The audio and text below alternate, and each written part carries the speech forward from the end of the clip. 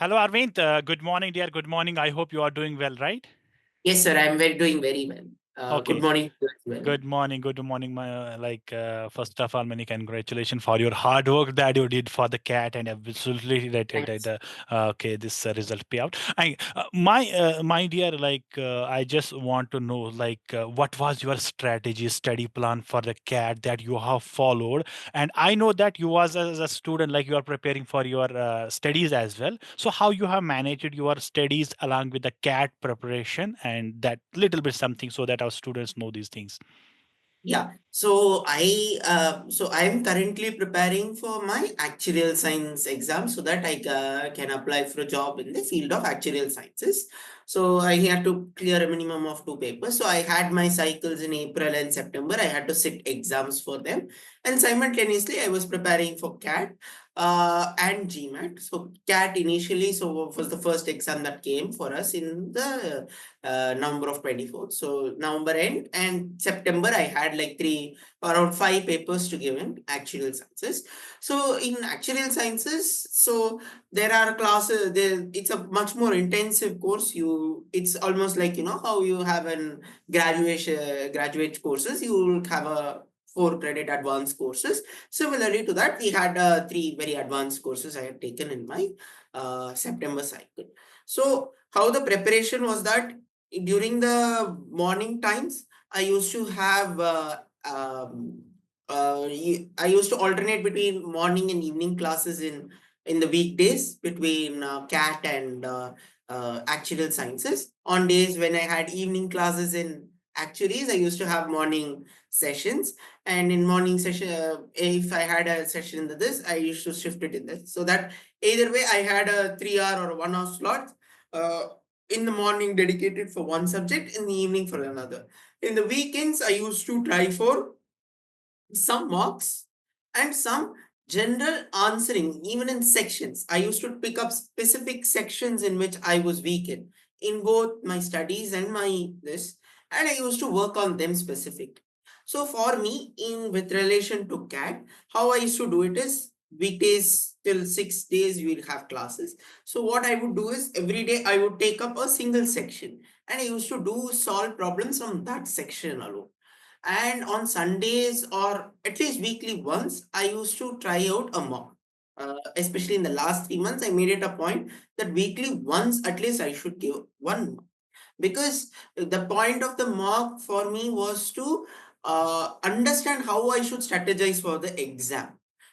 It would give me more information, where I am standing, what I should do, where I am lagging back. And specifically, I used to even tell to the instructors appropriately that, I needed more help in geometry. For example, I had asked, I needed more help in verbal. So I had lots of grammar related classes in October. So I used to see where I was falling short and simultaneously ask the instructors regarding them, and they had helped me out relatively with all those fields. So this is exactly how I thought of planning for CAT, because uh, a you would want to focus on your studies as well. That takes up major of your time. So in the limited amount of time that you have for CAT, you should figure out how to correct your weaknesses, how to score more marks, which are the sections that will give you more marks, which is your weakness, which can be altered to make your strength. These are the main things that one should focus on when taking up a verbal or a cat when taking up a cat exam. So for me, I used to predominantly score well in the DALR sections. So I used to focus more on the quants and the verbal side more, because the number of inputs that I needed were more for those two sections than for the DLR section. And even in my final exam, I had ended up scoring more in the verbal section than the quants, the data section, sorry, related to the other two sections. So what I would suggest is timetable should be planned. You should just prepare a rough timetable with how you want to see what and all your other what times the other occupies, and what is your strength weaknesses. Always you should have this kind of a chart Like my mother always insists on having a strength, weakness, opportunity, threat chart, like, a SWOT analysis of whatever you're doing. Where are you? What is your weakness right now? What are your weaker topics? What are your strengths? What is the opportunities that you can use to increase your marks? Uh, because from getting the 20 to 30 markage will increase your percentiles by 5 to 10 percentiles. Uh, so that is the margins in a CAT exam. You get 5 6 marks, you are standing at a way better chance to compete with the public.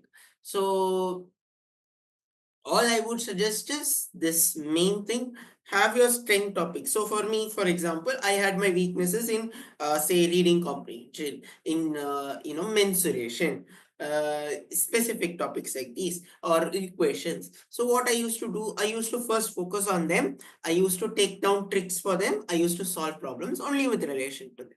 Then I would move to my stronger topics. And then I will check out with a sectional mark on these topics to test if I am improved in. And then move on. So this is majorly what I used to do. Obviously, it doesn't fall to plan or many times, but sticking to this religiously would only enhance you. It will never come down because it will make you use your time more efficiently. Yeah. So this is my major strategy that I use to, maybe get this. Of course, it's all depends, boils down to the day, on the day what you plan for. Before that, it doesn't, obviously, on that day how you perform is what your final score is. But for that, if you follow these, you will consistently score even in your marks, and that will only ease your pressure down on the day of the exam. That's great. Thank you so much for just like explaining in a better way how you can manage these things and all. But just one question, one more mind here, like how you have managed like the time for especially verbal, cont, DILR. Like each day, are you taking like each subject on each day, or simply like one day, one subject like that? How you have followed these three subjects? So yeah, so it's mostly one day, one subject. I used to take 2 days, so 7 days a week. So 2 days for each. I used to sometimes skip one day of the DALR for either of quant or verbal in certain weeks because uh, DLR was a relatively stronger section from the beginning for me. I used to Mhm, solve 2 3 sets easier in every single section of this. mhm, So that was my point of advantage. But in usual, I used to have 2 2 2 split across, and each of the 2 days I used to work on specific sections depending on what I wanted that week to cover. And every 2 days I used to have a sectional test. One of them would be a sectional test. I will have one sectional test so that I discover where my areas are. Or like, just a time test. I will have some 10 problems in a sheet. I will just give myself the cat like scenario. Like, I have 10 questions. I'll give myself 20 minutes and I'm going to okay. solve it. Or 15 minutes. I'm going to solve all these 10 questions. How much am I able to solve? Okay, What? that's good.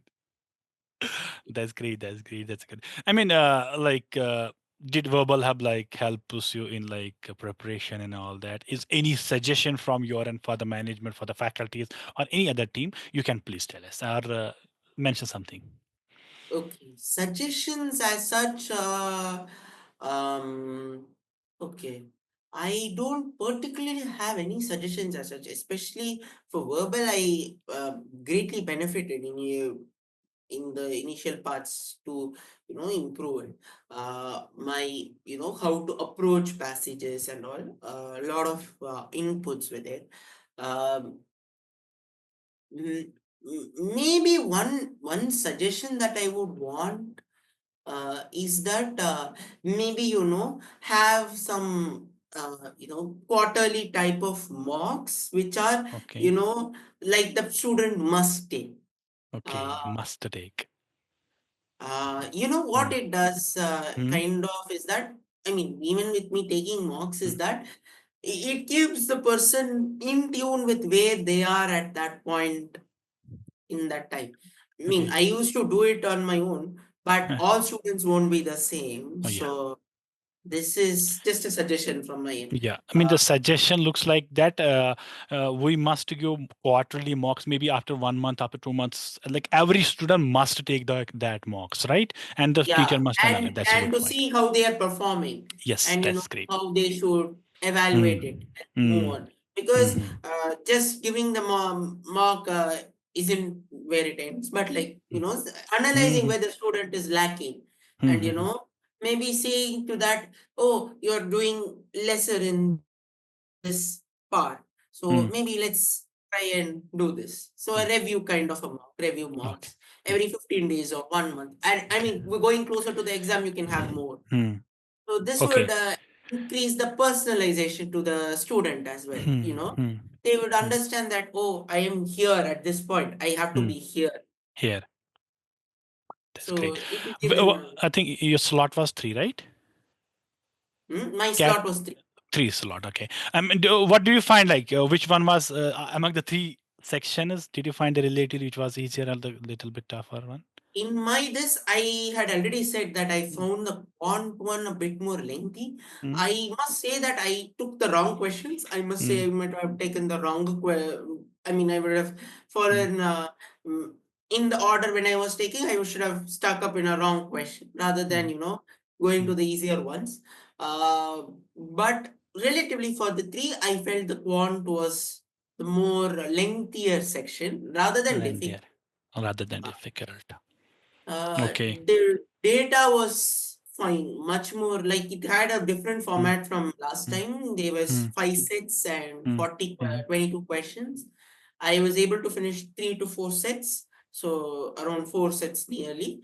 And in uh, verbal, there were 4 passages, and I was able to finish the usual number of 20 questions that I used to finish, because okay. I used to take more time Mm, so that I can focus on mm, every single question. So okay. this is the larger thing. Moderate verbal, I would say moderate. Data, I would say easy to moderate. Mm, Um, Quant, I would say moderate to difficult. more These were the difficult. three. Mm. So this was my input. Yeah. Have you completed your actual sinus exams, right? Yeah. So it is a actually so actuarial science consists of, like, it's a huge career. There are like some 17 exams. So it Okay. goes on. So Okay. it is like a career wherein, like, how similar to how chartered accountancy works, where they have Oh. start, inter, and then final. Yeah, yeah, yeah, yeah, yeah. So there is a work and pay kind of a format, right? So Mm-hmm. you have That's to good. clear some basic three papers. Mm, Once after that, you can apply to institutes, mm, I mean firms, insurance-based firms. So it's basically like, in actuarial sciences, we uh, discuss about how to frame insurances itself. mm. We call the science involving with the risk of, you know, creating a policy.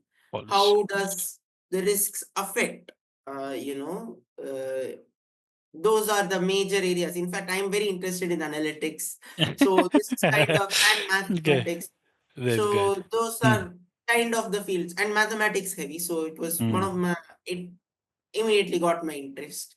So mm, initially so there is a lot of papers. So I have to clear like the first three papers to in order to get a good immediate job, to mm, increase my chances of getting a job. And once in a job, or if I clear more papers also, the chances of getting a better position is also good. The thing is, once I clear that, they go into a job firm in which mm, the job firm takes care of, spending for the mm, exams, memberships, and even provide us materials. So they allow us leaves as well. So it's like a work come study kind of a format there okay. in most of their Mm, firms. So you go on, it goes like, people who join actuarial sciences start taking mm, exams. I started mm, taking April 24. mm, It will take at least around 8 to 10 years. Post which, so mm, after 10 years also, you will have to keep, I mean, once in a work kind of scenario, and especially in a field that is continuously developing, like actuarial mm, sciences. So it's a very niche field, like not mm, many of them are a part of it. And also another thing is that its pass rates are quite low. It's one of the most difficult higher postgraduate courses. So with a very low pass rates, like around 30 to 40% per exam. for each exam. Uh, Oh my so God. so it's one of the more difficult Difficult. courses. Okay. It is a Okay. difficult course. So Mm. it's one of my interests. I'm doing it because I really initially I was interested in pursuing a PhD, and Oh. so I'm still interested in having a career in academic oriented fields, academic Mm. plus this. So my interest, just the field has kind of changed from a more Mm. applied field of math to a more applied field of mathematics plus finance related stuff, Mm. from a more pure core kind of mathematics. I had my basic undergraduate studies in a very core mathematical field. Okay. So Mm. from there to come here, I just had the thought of maybe trying it, and I found it very interesting. So, and it's also I also like studying, so I find it a very good challenge to keep me on my toes and improve myself. So That's good. That's great, my dear. Yes, Arvind, I will like to thank you for joining us and sharing such a beautiful strategy, like the way now new coming up students can definitely follow along with their studies, how they can prepare for the CAT exam, and they can follow this strategy for a week. Like how you have managed the week time, how you have managed all these three sections: verbal, quant, as well as the ILR. Right, dear? Thanks yeah, again for joining the session. sure, sir, sure. Take care. Then Bye my bye. pleasure. My pleasure.